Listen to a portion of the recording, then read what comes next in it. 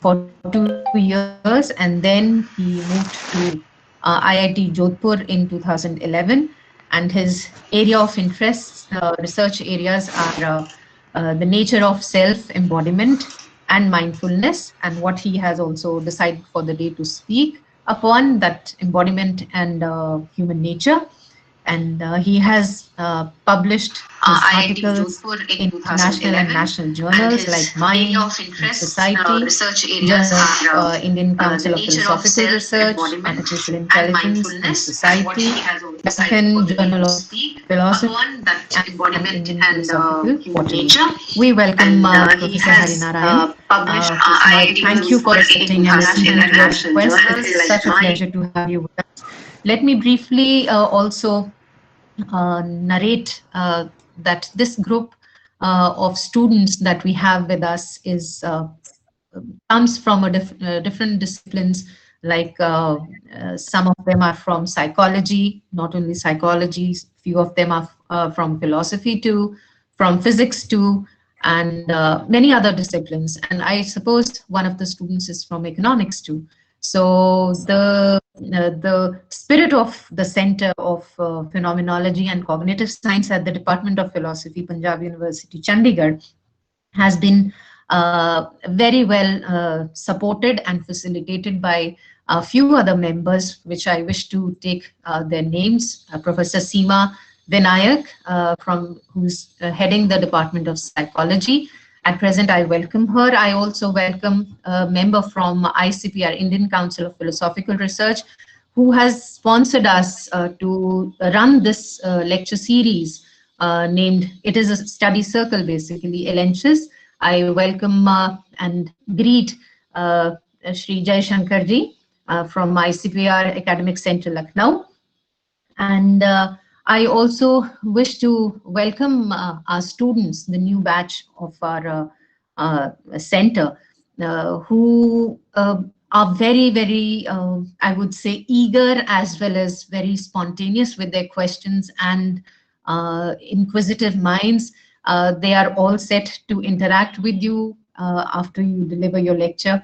And I'm sure that the discussion will be rich, and it will leave us with some meaningful message to ponder over, to which may be transformative for many of us too. And the pattern of the discussion will be that immediately after your presentation, we have a student representative. I think this time it will be Oshin Jain, who will be covering up and giving us a small review, and then it will be followed by question answer sessions. And you may take as many as questions you want, but this group is really very provocative and goes too much extra way to ask questions. So you have to keep your time and your energy saved for other things also. But feel free, absolutely. I also wish to welcome our teacher, Professor Geeta Manakthala, who's been a teacher in the Department of Philosophy. Welcome, ma'am. And I also take this opportunity on the behalf of Department of Philosophy and Center of Phenomenology and Cognitive Science to welcome students from our master's course also, and other teachers, other faculty members. So I welcome you, Professor Hari, once again, and now the platform is all yours. Thank you. Thank you, Professor Shivani, Professor Piyush, other members of the faculty, and ICPR for this wonderful event. It's indeed an honor for me to give a talk in the cognition series of this program, online program run by ICPR and Department of Philosophy, Panjab University. Thank you once again, and I'm happy to face any questions afterwards. I have no problem at all, because normally I don't have any problem in saying I don't know also. So please feel free to ask any questions. Even you can even interrupt, but that may affect the online transmission and all these things. But you can post your questions here, and if I see I can interfere in between also, there is no problem as such. Anyway, let's begin.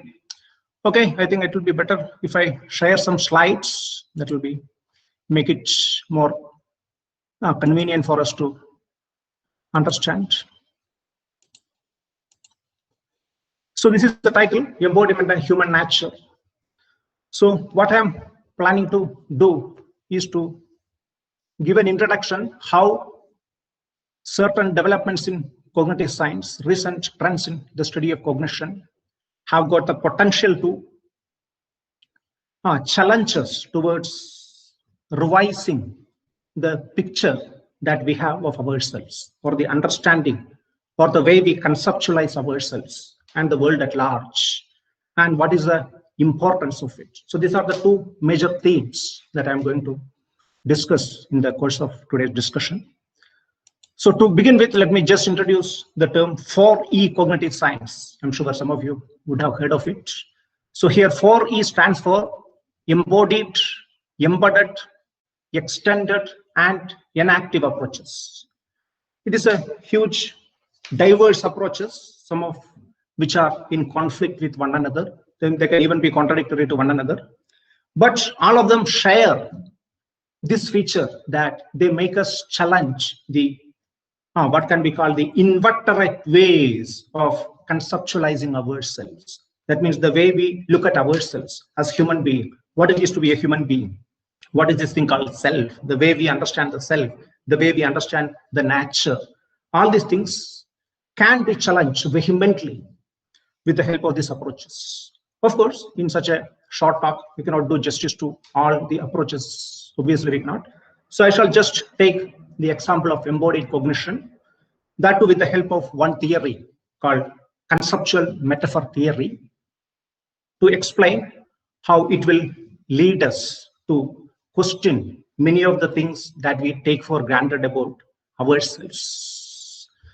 So to begin with, what is the need? Why is it the case that a kind of reconceptualization or re-looking at the way we understand ourselves is required? So that will be the beginning. That will set the stage. That will set the stage for introducing how the revision can happen. So it is said that until the advent of modern science, humans across cultures used to believe in mind and body as distinct entities. This is a statement from a recent paper written by Peter Carruthers in Journal of Consciousness Studies. So the point is simple. By nature, human beings, intuitively, they are inclined to believe that mind and body are two things. And he says that this has been the case for long. Of course, we cannot say anything about hunter-gatherer ancestors or prehistoric time, but at least wherever we have evidence of how human beings used to think of themselves, this division was apparent. That's the claim that is made, actually. Now, it's important to note that when he refers to modern science, it only means that the scientific image changed. That means scientific image of what it is to be a mind might have changed with the developments in neuroscience and all these things. At least there is a basis, neural basis to whatever is going on that is there, that is accepted. But that need not affect the manifest image. I'm sure you would have heard of the distinction between scientific image and manifest image that Sellars made, actually. So the manifest image is the way things appear to us. That will not change that easily, whatever scientists say. So manifest image continues to be that of mind and body being two things, distinct things. And that's what the psychologist Paul Bloom refers to as intuitive dualism. So he says, children are predisposed to look at things in terms of physical objects and non-physical minds. And his book is even titled Descartes' Babies. We are all Descartes' babies because we have the tendency, inclination to treat mind and body as separate. And this is something that is manifest, that is evident in the way we look at our human life itself. So it is said that there are mainly two major approaches to human life. One is that of sleeping well. Sleeping well basically refers to looking for a good life after death. That means I should be in heaven, I should have salvation, whatever it is. Looking for a good afterlife. You are not worried about your comforts in this life. You may lead a very austere life, you may be very pious, but you want to ensure that once you die, you are in proper condition. That is what is called sleeping well. Or the predominant tendency in our times is not sleeping well. It used to be for long. But the predominant tendency in our times is mainly eating well. That means accumulating as much as possible, enjoy the what is called the material life, amass wealth. So that is a predominant tendency in our times up to a great extent. Now the point is that whether it is the former approach, which we can call spiritual approach, and the latter we can call materialist approach, whatever is the approach, there is commitment to something over and above the biological body. Afterlife, obviously, it even makes sense only if we assume ourselves to be something separate from the body. But even in eating well also, it's not simply a matter of body, isn't it? It is always the self, the person who wants to aggrandize, who wants to expand herself. So it's always the notion of the person as an entity, as something that is over and above the body, that takes the lead, that calls the shot. The body is there, but what calls the shot in most of the time is person. So that's why it is claimed that in both these approaches, a commitment is there, and which in turn is dualistic in spirit. Dualistic in the sense, the mind as something over and above body, transcendent of body is implicit. And that is why the claims that we made in the previous slide, all this makes sense from this perspective actually. Also, if you ask even a 5-year-old kid or a 6-year-old kid, this kind of questions will not appear now on self-contradictory. What is going to happen after death? Or where were you before you were born? Now, if you consider body as the only thing, this is self-contradictory like a barren woman's son. But it doesn't look like that. For us also, for most of us also, it does not look as self-contradictory, primarily because, or we can interpret or we can explain this lack of self-contradiction to this kind of questions in terms of the assumption that we consider ourselves to be the person or the soul, whatever it is to be, over and above the body. So that's why it is titled as from soul to person. There must be change. There are some changes from the notion of a soul to that of a person. But there is an underlying theme in that of something over and above the body. Now, with the changes that we talked about from soul to person, that is something that has happened, or the notion of personhood became predominant, especially after what we call the European Enlightenment. And that has changed the whole way of life that we have in the planet. There's no doubt in that. So there are two factors that are primarily responsible for this change of a sharp division between humans and nature that has become what is called the theme, underlying theme of our time, that has become the underlying assumption, predominant assumption of our times. So there are two major factors that are responsible for it. One is corpuscularism. That basically means matter is made of tiny particles, whether it is atom or whatever it is. Before that, the way to look at matter as something with a purpose, that was predominant, especially in Aristotle and in much of other times. The matter, the world as a whole was seen as endowed with some purpose. The telos, teleology was important. But once this way of looking at things came, that telos aspect was lost actually. That means there is no purpose, there is no end for nature. That is something completely mechanical. And then Cartesian dualism. That means human beings as uniquely endowed with mind. So only humans have got this thing called mind, and the rest of the nature is completely mechanical. They have no mind at all. That is what is written here, isn't it? Treating nature as without any mentality and subjective world as without any physicality. That means a sharp division occurred between humans and nature. And this in turn gave rise to the huge success of the program that we have, what we can call the techno-industrial onslaught on nature, that has become acceptable with this change in outlook actually. Before that also it was there. For example, biblical conception of humans as made in the image of God, all these things were there. But a sharp division between humans and nature were possible with this development, especially after Enlightenment. So even the great figure in philosophy, he made this statement: the fact that human being can have the I in his representation raises him infinitely far above other living beings on earth. So this attitude became quite acceptable with what is called a scientific aura, scientific sanction to it. Because reason became the most important tool that we have after this European Enlightenment, isn't it?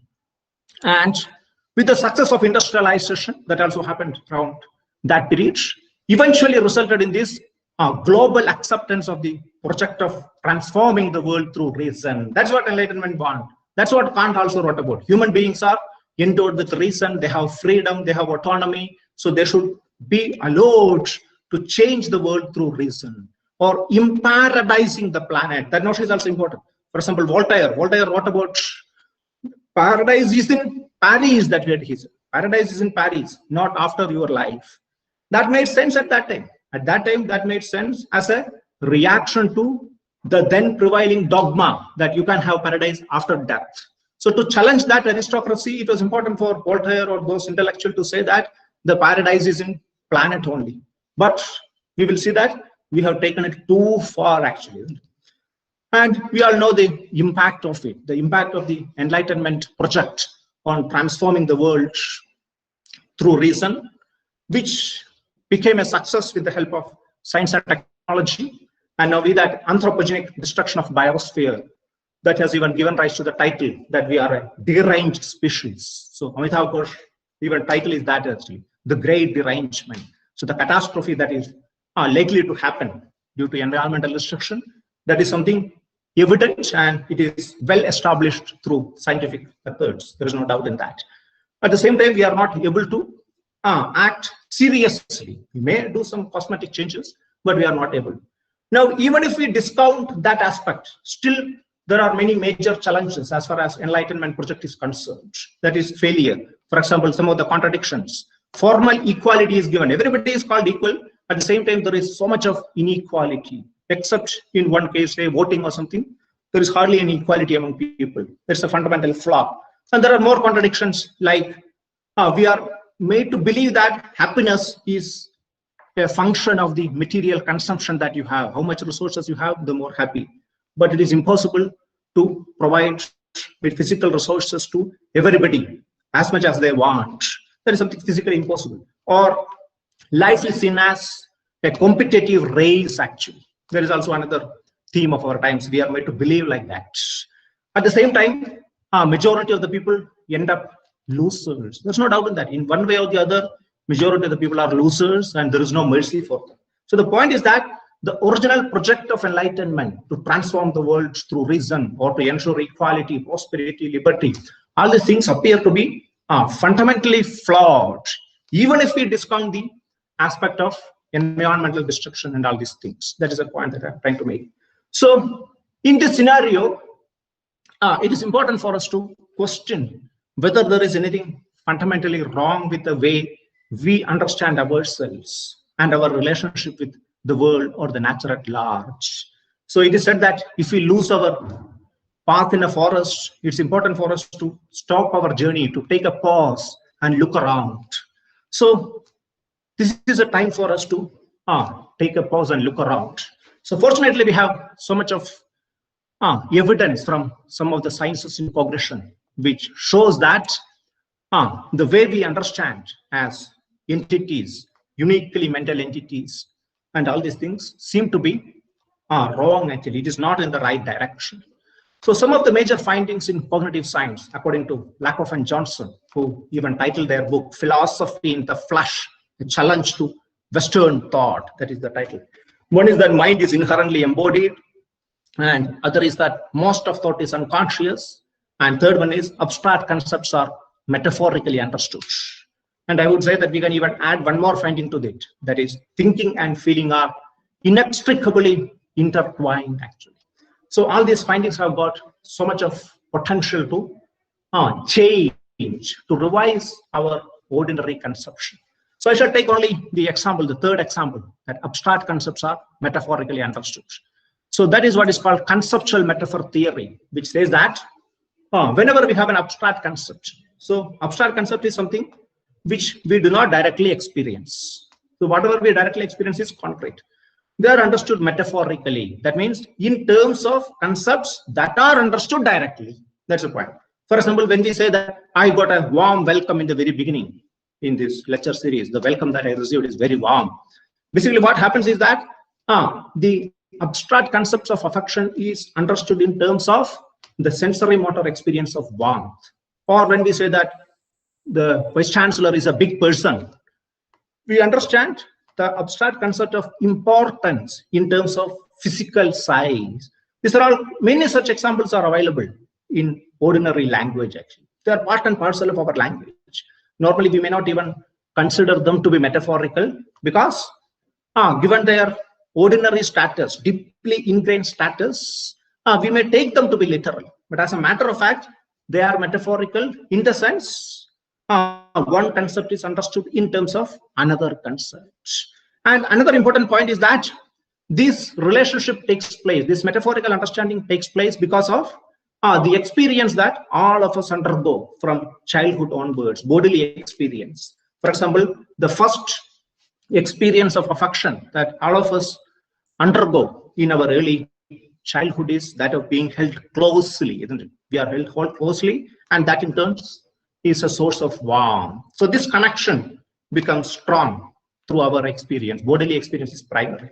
So image schemas are the direct result of embodied experience, and they undergo metaphoric and metonymic transformation. For example, something like a container schema, because the experience of things going inside the body, that's quite common from being born onwards.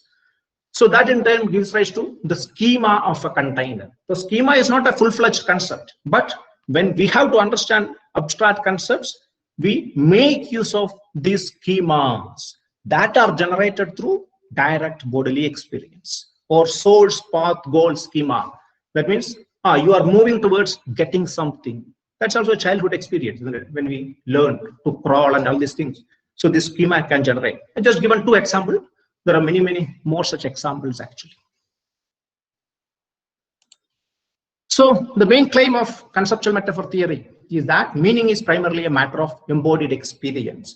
So in much of analytic philosophy and all this, meaning was pursued in isolation as a phenomenon unique to language. And then this problem came, how to connect it with the world, because you have already dissociated. But here, language is considered to be integral to the conceptual system we have. And conceptual system in turn is derived out of our bodily interaction with the world. So how it is connected to the world, that question does not arise at all. Or we can dissolve that question with the help of this approach actually. And bodily experience has got felt quality. There is always the feeling associated. So we will have to heal that rift between thinking and feeling also, because they are always intertwined. They are inextricably intertwined. There is no way, there is no neural circuitry in the brain which is pure in the sense independent of any feeling aspects. There is hardly any such thing actually. So they are always inextricably linked actually. That is something that we can accept. And there is already some empirical support for this approach also, what is called the simulation semantics. So some of the studies point that when we understand language, we simulate corresponding bodily experience. Then the regions, the perceptual or motor regions that get activated when I hold an object, they are also activated when I understand the word grasping. So that's the connection between linguistic understanding and perceptual motor activity. That is something that there are evidence in this direction. That's all I'm saying. I'm not saying that that is a clinching evidence or something, but there are indications, and which in turn shows that this is a promising or viable approach. So I shall take the example of three concepts that are metaphorically understood and how it gives rise to a particular way of life, which is obviously has become standard or acceptable to everybody, the kind of way of life that most of us take for granted or accept as the norm of life. Where do they come from? It's the metaphorical understanding. So my argument is that it is the metaphorical understanding of these concepts that give rise to the standard way of life that most of us pursue in modern world. So these three concepts play a pivotal big role in our life. It's something we cannot challenge actually. Self, life, and development. So how are they understood metaphorically? All of them are abstract. Even self is abstract. We may find it difficult to accept because body is something we experience. Our own body we experience directly, but self is not something we have. What we call a sensory motor access to self is not there. So in that sense, self is an abstract concept. And as per conceptual metaphor theory, that should also be understood through some other concept. So if we look at language, one common way in which self is understood is that of an object. Self is an object. And the image schema of an object is something that can easily arise in early childhood experience, isn't it? Because we encounter objects in all of our life, actually, from early childhood onwards. So self itself is understood as an object. And what is central to that of an object is the distinction between object and properties. And it is common for us to attribute properties to the self, isn't it? All the properties like reason, freedom, or rationality, that is reason, more or less the same, reason, freedom. All these things are basically proper. So a person and her traits. It is easy for us to look at the self in this manner because we understand the self in terms of a person. It's important to note that whenever we say that this is understood in terms of that, all these things are basically in the unconscious. It's not a conscious, deliberate activity. Oh, let me find out what is self, and it can be like an object. So from today onwards, I will think of self in that manner. That is not at all the point, actually. That is why the second major finding is that of most of thought is unconscious. So we have to understand this claim in the backdrop of the other claim. So it is the unconscious that plays a very big role as far as our everyday life is concerned. There is no doubt in that. So reason, freedom, or alienation or estrangement from the world, the sharp psychological boundary that the self has got with the world, that is also a property. There are properties and therefore subject to change also. It's important to note that. It's not the case that we say that all human beings, ever since their origin on the planet, used to think of themselves in the same manner. That's obviously not the case. For example, reason, freedom, they became predominant properties perhaps after European Enlightenment only. That can be the case. Even free will. It is quite possible that for a long time human beings did not consider themselves to have free will. There are some theories like that which argue, and it is quite plausible also. So it's important. Properties can change, just like because, and we can also, if we need, we can make a distinction between essential property and non-essential property, and say that non-essential properties change, but the essential will not change. That's also possible. Or self is understood in terms of a container, because the notion of self-fulfillment, that is very common, isn't it? We always try to fulfill, or we always look at the future as something that will help us to fill in. I can become that, I can become this, that and that. Or looking at the world for gratification. The world is seen as something that will satisfy us, something that will gratify us. That experience is possible or quite common because we understand or conceptualize the self in terms of a container. Now consider life. How is life understood? So one common way in which life is understood is that of a journey. Life is a journey. So what is central to being a journey is that destination is more important. It's not the actual moment of journey. Destination is always important, actually. And this is also something easy for us to understand. Self in terms of a journey, because the source, path, goal schema that we talked about, isn't it? So basically that only goal. There is always a goal towards which we move. So the end result, destination becomes so important. So as far as human life is concerned, the end result either can be salvation or heaven or progress. We have to progress. Individually, I have to progress. The society has to progress. That becomes the destination or goal. That becomes central. And development related to that only. Progress and development are more or less the same. And the way development is understood itself is metaphorical. For example, there are many senses in which we can use the word development. One is that of ontogenetic development. The single cell in the womb, it becomes a full-fledged organism. Granted. So that has got all these features like preordained, unidirectional, progressive. But the societal development need not have any of these features. It's something completely different. But we conflate these things.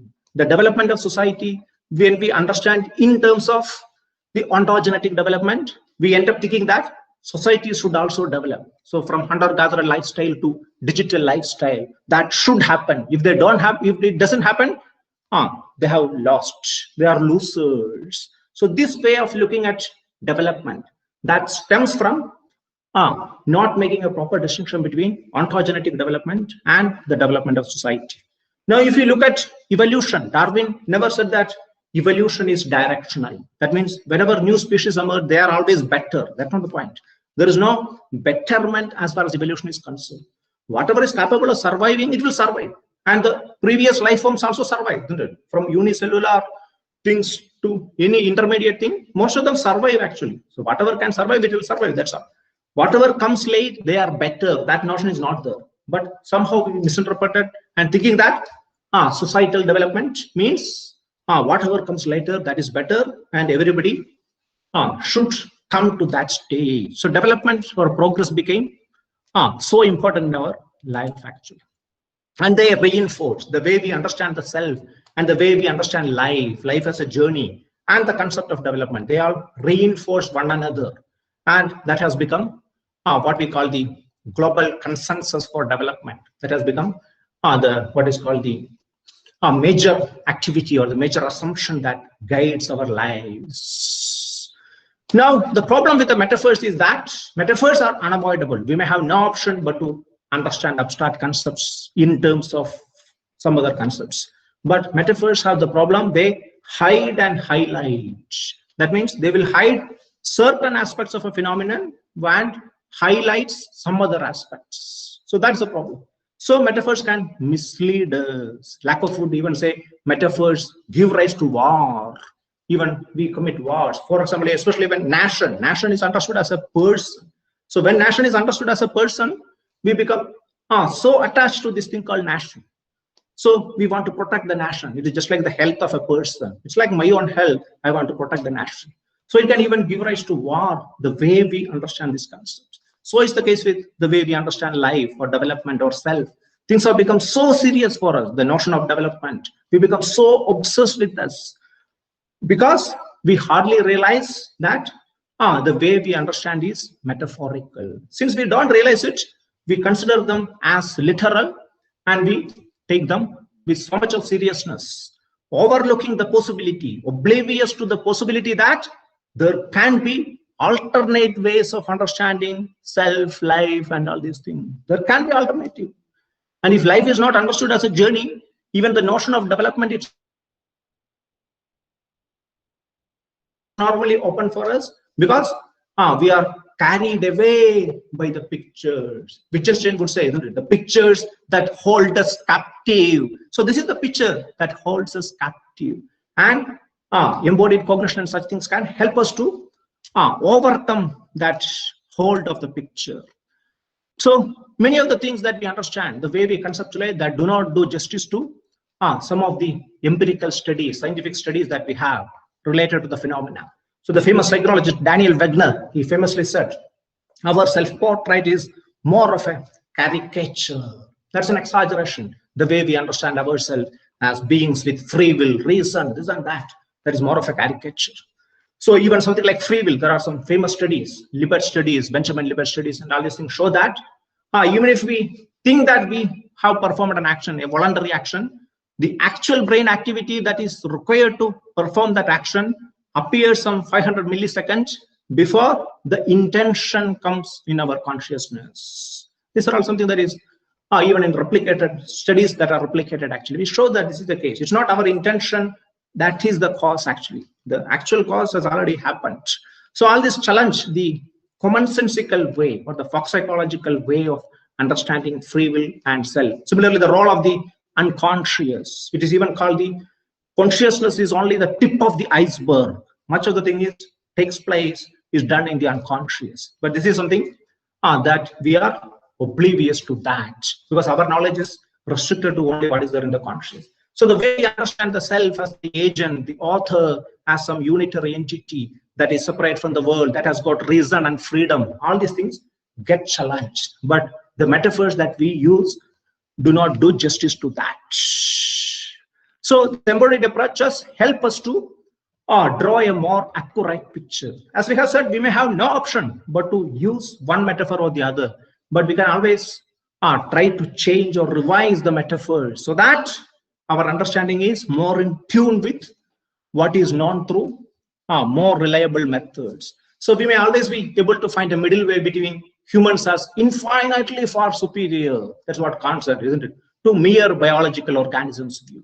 We don't have to say that we are just organisms like anything else, even though that is the case to a great extent. But of course, there is something unique that can be there. We will also come to that. And even for life as a whole also, the whole life need not be understood as a journey or something. At the biological level, there is a sense in which life is a journey. At least we contribute to the survival of the species. But that is a limited role that we have. That is something that all organisms do. Apart from that, there is no need to look at life as a journey. So if we overcome, if we get rid of that metaphor, that can even reduce the obsession with our destination. That obsession can be reduced. So the notion of the absent body is important. Why is it the case that we overlook body? Why is it the case that we think of ourselves as free-floating entities? It's an interesting account is given by the phenomenologist Drew Luder. He says in Absent Body that we experientially dwell a world of ideas, and body is rarely the thematic object of experience. We rarely experience our bodies directly. Whenever we, unless we go sick or something like that, normal circumstances, we hardly pay attention to our body. Our attention is only to the world of ideas, something that we can also realize or attest to by looking into ourselves, the way mind wanders, and all these things show that actually. So embodied approach suggests that the ideas themselves are grounded in bodily experience. They are derived out of it actually. So it can well be the case that we are organisms evolved to entertain ideas, but we are taken over by them by losing touch with their origin, isn't it? So right now we say that tools take over us. We have become a tool of our tools, mobile phone, laptop. We are fully, caught by them. But it can well be the case that this happened much earlier. We are already taken over by ideas. So whatever happens later, like taken over by technology, basically a kind of an offshoot of that. So it may be important for us to challenge this taken over by ideas first before we are able to free ourselves from the grip of other things like technology. That's just a possibility that I'm mentioning. So practice of such mindfulness can have a big role in this endeavor actually, isn't it? It offers the possibility of revising absent body and mind wandering, because mindfulness teaches us to be aware of the present, whatever is taking place in the present, whether it's the body or outside, be attentive to that. So that is obviously something that we may not be able to do if we look at, or if we conceptualize life as a journey only, because in journey, we always look at the destination. So the present moment becomes only a tool to achieve the destination. So if we become more and more mindful, the grip of the metaphor of life as a journey can also come down, and we can realize that we are creatures of the world. That's what in extended my hypothesis. That's a famous paper written by Andy Clark and David Chalmers. It says that we have to learn ourselves as we are more creatures of the world, not something sharply separated from the world. And even some form of spiritual experience, there are point at this only. For example, some of the mystical experience where we find ourselves to be unified with the whole, or we are viscerally connected with the rest of creation.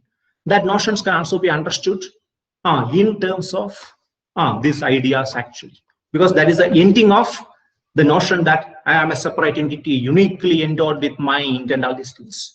But once we are able to overcome that intuitive picture, then from that perspective, we can even make sense of some mystical experience and all these things. Even if mystical experience may be understood or explained in some other terms, you have got in touch with God and all these things. But all this may not be required. We can explain some forms of spiritual experience with these approaches, even embodied, extended approaches.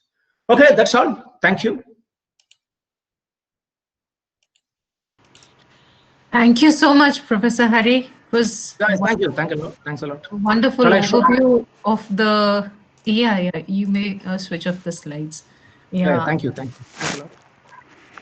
Hope I was not very fast or something. No, it's okay. It's absolutely all right. But the content was too good. I mean, for myself, I would say that since I'm new to cognitive science as such, but not to philosophy, but the philosophical in-depth of the concepts that you have used, and especially metaphor, the image that you have created about the of metaphor in images and understanding images in other images. This is something very about your lecture, and of course, interpreting the terms like sleeping well and eating well. Again, this has a new connotation to many of us. I would, rather than me just reviewing the entire thing, I would now request Oshin Jain to come up, to switch on her video and switch on her mic, and please uh, review the presentation, please.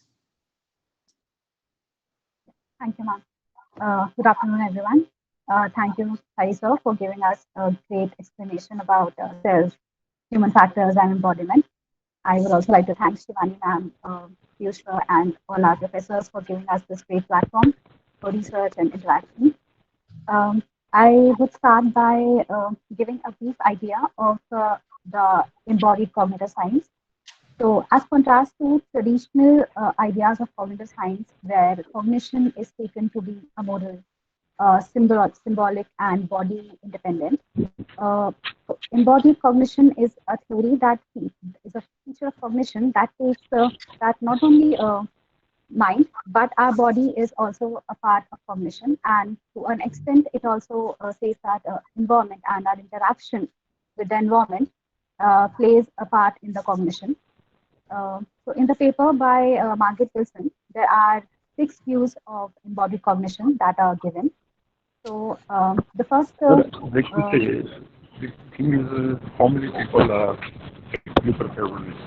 Because you can look at the life. Ashwini, kindly mute yourself.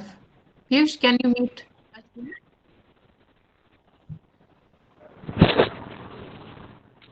Yeah, please go ahead, Oshin. So Wilson, in the paper 6 views, talks about gives the 6 views under this umbrella term embodied cognition. So the first one is that cognition is situated. That means that cognition takes place in the real world. The second one is that cognition is a time pressured. That along with the real world, it takes place in the real time. The third one is that environment is a part of the cognition process. The fourth one is that because of our limitations of information processing of humans, we only take we take only need basis information from the environment. The fifth one is that action, sensory motor perception, interactions with the environment is what cognition is for. And the sixth one is that offline cognition, such as the activities that do not take place in real time, like remembering or daydreaming, they are also a part of the body. So these are the 6 views that are given by Wilson in the paper 6 views of embodied cognition. I'll be working on embodied cognition for my dissertation in this course, and I have a few questions to you, sir. Yeah, please. So I studied embodied cognition from philosophy's perspective in my master's, but I also came across a few research papers or researchers that are being in which they're using robots, and it's being also termed as embodied artificial intelligence. So what they have been doing is that in those they're making robots where they are for robots like Bots and Passive Walker, where it's shown that these particular machines, they are adapting and they are self-assembling, self-learning from the environment. So my question is that when we're talking about embodiment, is that only limited to humans? Because now we can see that embodiment is like they are showing that embodiment is a bit possible in machines as well. So how do we approach that thing? Yeah, it's very much possible. I mean, embodiment need not be limited to humans. That is obvious. It can be applicable to robots, but the kind of mental phenomena, if you call it that, may emerge in a robot, may be dependent on the kind of bodies they have got. That's all. So like the embodiment in humans and machines will be different things. Yeah, I mean, they can also be called embodied, but given the difference in the nature of their bodies, the kind of mentality that may develop, if at all, that may also be different. That's what I'm trying to argue. Okay. Okay, sir. I also had one more question. So, when reading the critique of embodiment, um, a common thing that I saw that that researchers say that the idea that embodiment says that environment and body are essential features for cognition.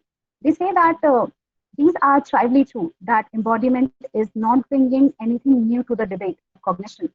So, how do we respond to that? How do we because we know that embodiment is important for cognition. How do we respond to such claims? What is the point actually? I mean, it's not clear to me. It is already there now. What is it? So the critique, they say that uh, the idea of embodiment, that body and environment are essential features for cognition, is just true. They say that this is nothing new for cognition. Other questions too there in the chat box, if you wish to. Yeah, sure. Yeah. The third question. Shall I begin or somebody begin reading? Please. What is it? No. Please go ahead. I can.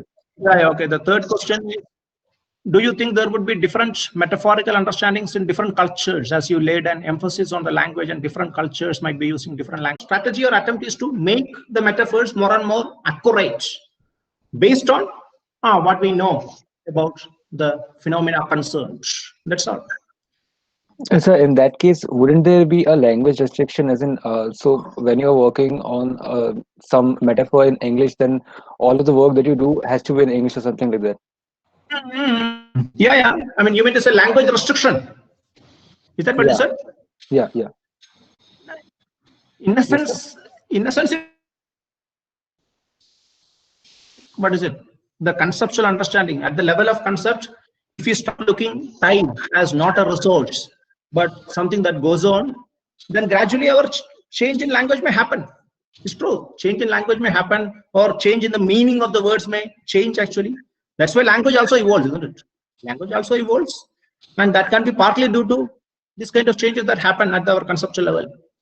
Yeah, language, even if we don't say that we have to restrict language, but it will evolve, it will get changed. Yeah. So can I go to the next question? Yeah, please. Yeah. So do you see Fourier as proto-explanatory theory for some aspects of cognition or all aspects of cognition, or do you take a much radical position that cognition may occur without internal representation under Fourier paradigm? No, that is a position that some radical people take actually, but I cannot say that I am inclined towards that. I can only say whether I am inclined or not, because I haven't studied all these things in depth actually. So I'm not inclined to that radical view that there is nothing internal at all. For example, something like predictive processing. Nowadays, there is again a trend, isn't it? Predictive processing and all these things. So the brain has a role. The brain is central, there's no doubt, but brain is not the only thing. So maybe I'm inclined towards the first thing, not to the radical.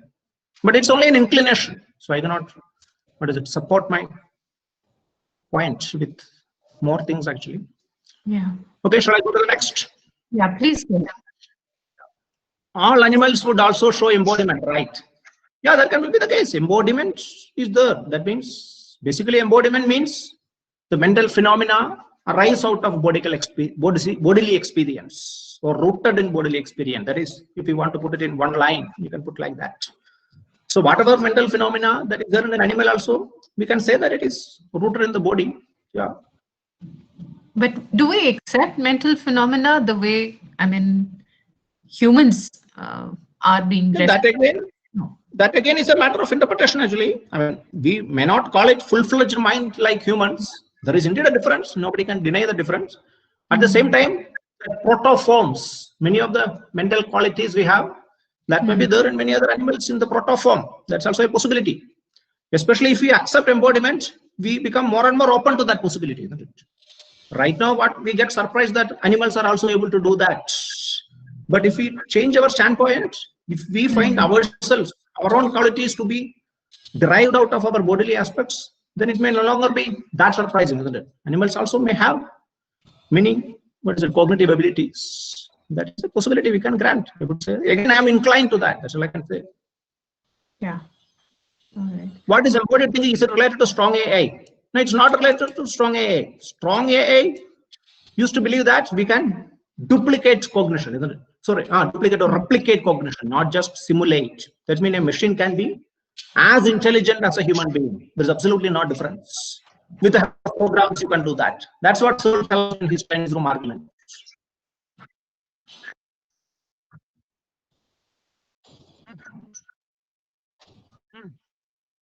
Yeah, replicate. Question is about what? VK? The question is basically what is embodied thinking? Shall I try to answer? Yeah, that is the question. What is embodied thinking? Basically, what is self? When we say mental phenomena arise from the body experience, thinking, thought as such is also something continuous with our bodily experience. It's not something that is transcendent of our body. So when we think, that bodily experience, that is also a part of that. May not be direct. That's why that in that sixth view that animals, everything is body based, isn't it? Our problem lies in admitting it among humans. So it should work on animals also as a research framework. There's no doubt in that. Conceptualize animal. What is the conceptual capacity? Yeah, if I could just ask, it is just out of the context, but as a social scientist, as a thinker, and as a student of philosophy, it often bothers me. And since the context has come up, I think it would be apt to ask here. And probably you may have gone through this question before about when we read phenomenology, and especially when epoche comes to forefront. Do you actually see the possibility of undoing or doing away with the experienced and the learned behavior that we have learned so far, that has been ingrained in us? And can there be any possibility of moving out of what we have learned? I think it is possible. I mean, the whole point of my talk is also basically a pointer towards that possibility. We can change the metaphors. So when we say we can change the metaphors, it implies that the understanding, the implicit understanding also changes. That possibility is there, but that doesn't mean that we can start everything from the scratch. That may be impossible. As human beings, we have to continue this kind of life, but many things can be changed. That's a possibility. If we also understand in terms of the unconscious versus conscious, now the whole literature that is given by the whole tradition, system 1, system 2, there is always a possibility that the effortful, slow thinking can influence the fast, unconscious thinking that is going on. There's no doubt in that. And it seems that practices like mindfulness also will help us, isn't it, to change. But it's always limited. It will always be limited. Right. That is my I'm inclined to believe that. I too hope so. Yeah. Any more questions? Is there some relationship between metaphor and creativity? Obviously, metaphor itself is a creative act, actually. There's no doubt in that. Yes. So creativity is, what's the present? There's no doubt. Creativity is present. That's why, in a sense, we are all creative. We are all creative, but some people have extraordinary creativity. That's all.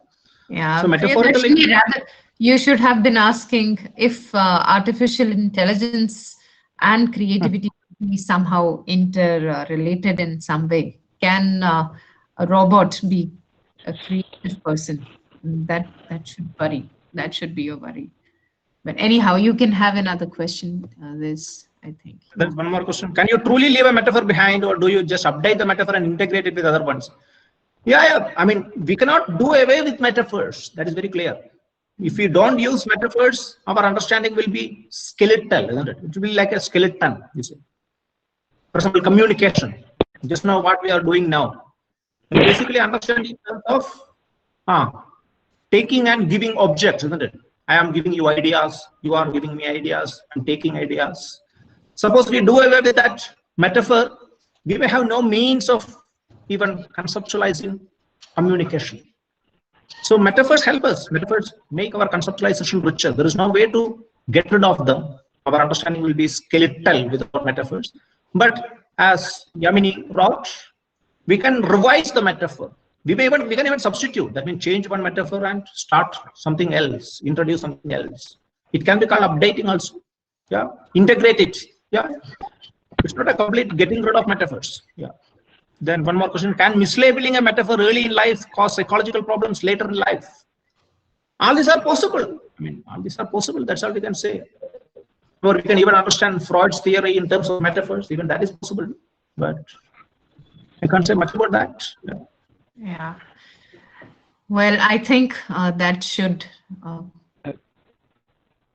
So, Yeah, please. All right. Yeah.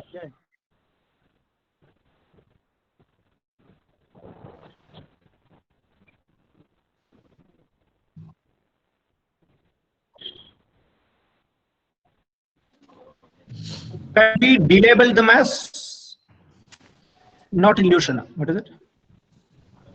I mean, the.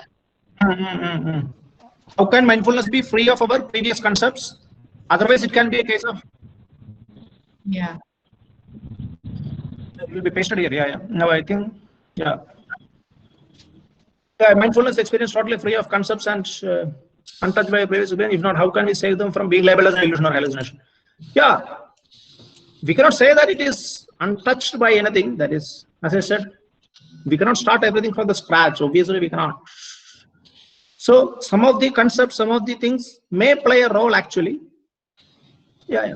So how can we say that it is not a case of illusion? No, that's an interesting question. But I would say that the predominance of concepts will come down actually, isn't it? Because as far as mindfulness is concerned, you are supposed to look at things as they are without judging. It may not be completely free of conceptualization, but the practice of instantaneous judging comes down, isn't it? You do not get rid of it, but it comes down. So the impact of conceptualization will also come down. It will be what is called weakened or attenuated, isn't it? It is weakened. So from that perspective, I would say that, I mean, there's no point in thinking that they are. In another way, I would say that Rajivanji, his question that Anything. illusion is something which does not have a history, which does not have a common ground, which is not a common experience. So people, those who have not experienced anything, they will not accept any new experience other than illusion. It will be considered only as an hallucination or an illusion. Probably. Yeah. I hope I answered. I'm not sure. Otherwise, we can discuss more. Yes. You made your point. Yes. Is it possible that the idea of self has arisen? Has arisen due to group of similar acting embodiment entities. Similar acting embodiment entities means what? I mean, other human beings. Basically, it's all other human beings. Yeah. Yes. Other beings got collected. Now, the basic question seems to be, why do we need the idea of self? Where does it come from? Why should we have something other than body? That seems to be the question, isn't it? No, there are some ways to answer it. One is that it's a kind of modeling, self-model. You might have heard of Thomas Metzinger's famous theory, self-model theory of subjectivity. It's an interesting theory. So it says that just like we model the world, the objects around the world as everything we model, more mental models of Johnson, Laird or somebody. Similarly, we model ourselves. It is something that we need to do. The way we do, that also we model. At the same time, we don't realize it as a model. That is what is called transparency of mind. Representation is there, but we do not see the representation. We only see what is represented. So we end up thinking that the self is a real entity. This is called naive realistic misunderstanding, self-understanding. So we end up thinking that self is a substantive real entity. But as a matter of fact, it is just a model. And we need to make a model for our survival. Or we need to make a distinction between the body and the environment. At the level of the body, it is done.